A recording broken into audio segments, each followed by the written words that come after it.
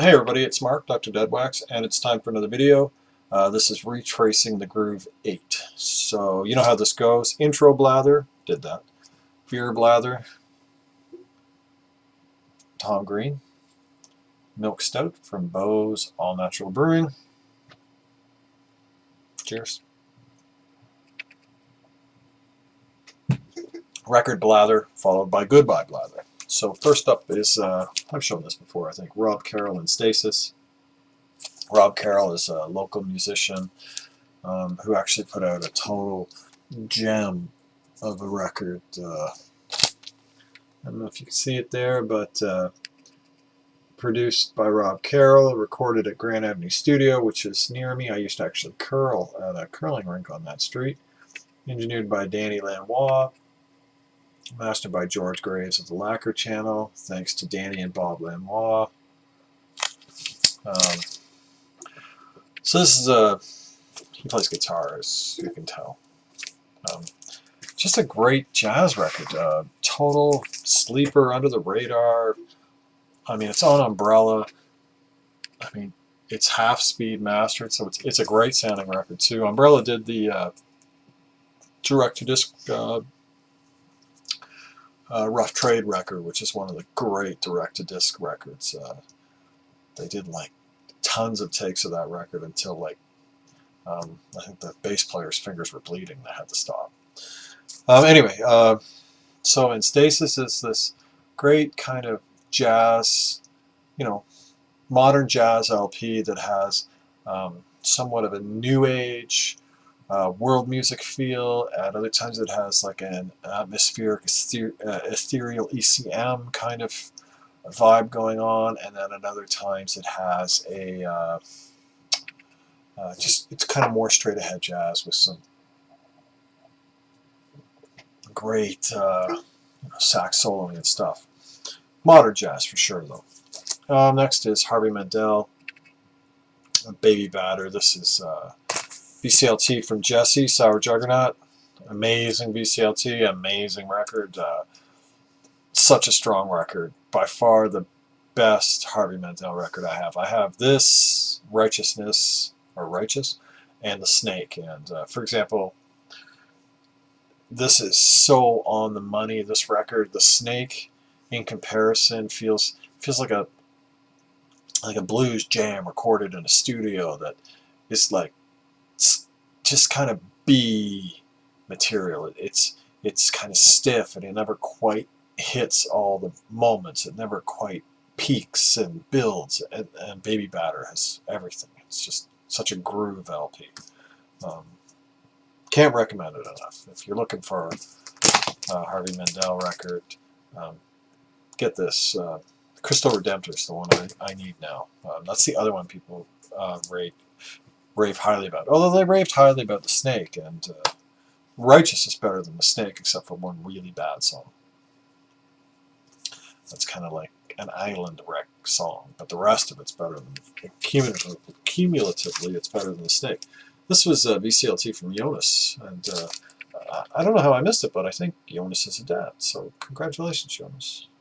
She's beautiful. Dedicated. This is a record of cover songs by the Grateful Dead, put out for a rainforest foundation, which kind of explains the kind of Grateful Dead artwork with the rainforest theme on the back. And this has performances of Dead songs by Los Lobos, Bruce Hornsby and the Range, the Harsh Mellows, which is basically the Heartbreakers and a bunch of other people, one-off performance on this record. Elvis Costello, Suzanne Vega, who gets 2 songs on here, oddly. Nobody else gets 2. Dwight Yoakam, Warren Zevon with David Lindley, Indigo Girls, Lyle Lovett, Cowboy Junkies, Midnight Oil, Burning Spear, Dr. John, Jane's Addiction. So, fantastic lineup.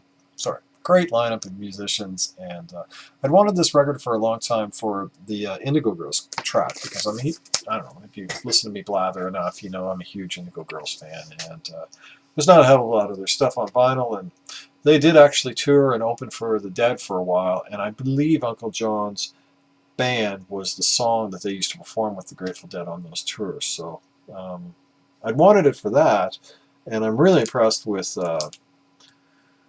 well, Bruce Hornsby and the Elvis Costello song, the Suzanne Vega songs, Dwight Yoakam, Warren Zevon, the Lyle Lovett, the Cowboy Junkies, even the Midnight Oil is interesting. The Burning Spear is fucking great. And Dr. John's great, and the Janes is okay, but yeah. Thanks, Jonas. This is a great record. I really appreciate it, and I love listening to it. It sounds great too. It's actually a really good sounding record from, I think it's from '91. I don't believe this was released in North America on vinyl, so yeah, '91. So this is just, you know, I've talked about Jonas before. He just hooks me up with these European gems that I can't get over here. Morbius CLT, oddly.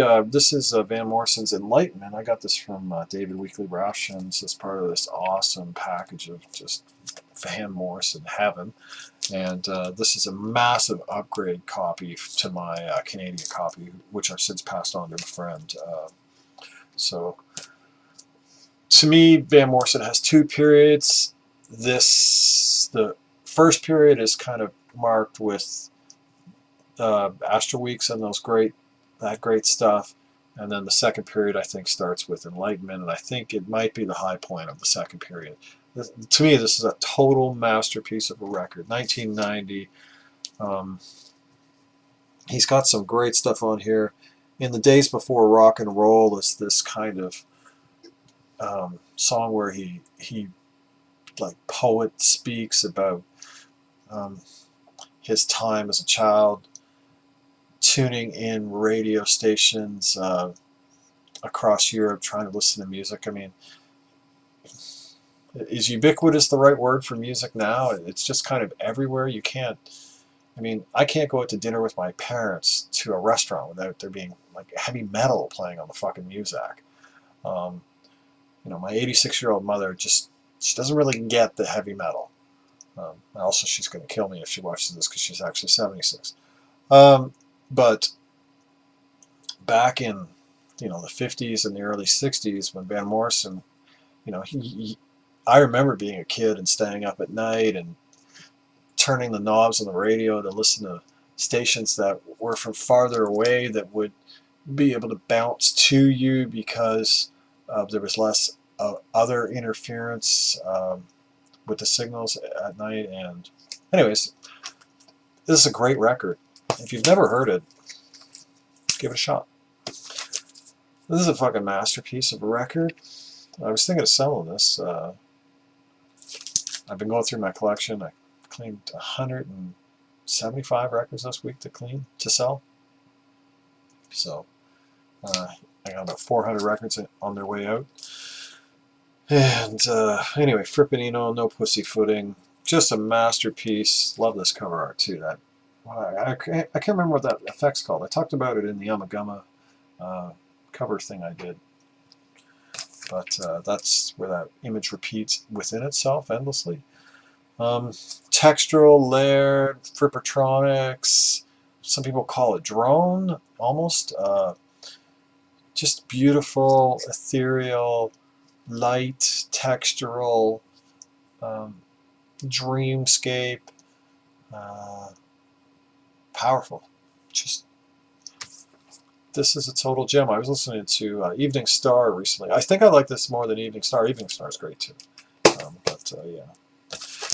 Yeah. New Directions in Jazz. This is Essays for Jazz Band by David Mack. And on here's the essay, or maybe a condensed version of it. Can you read that? I can't hold it up long enough for you to. Anyway, he talks about timing and jazz and stuff.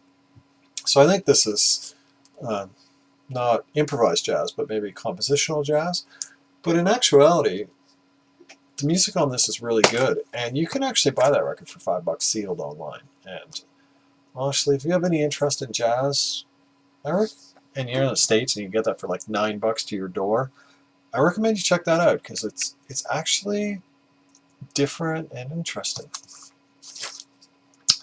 Next is Horace Silver's. It's hard to see what this is actually called, but You Gotta Take a Little Love is what it's called. And this has the most cheese ball cover, and I think because of that, it totally gets dismissed. And every time I pull this record, I put it in a stack to play, and then I pick it up from the back. I think, oh yeah, this is Hanson and Carlson's The Man at the Moon. I can't wait to spin it. And then I turn it over, and I'm like, oh yeah, this is Horace Silver. You got to take a little up.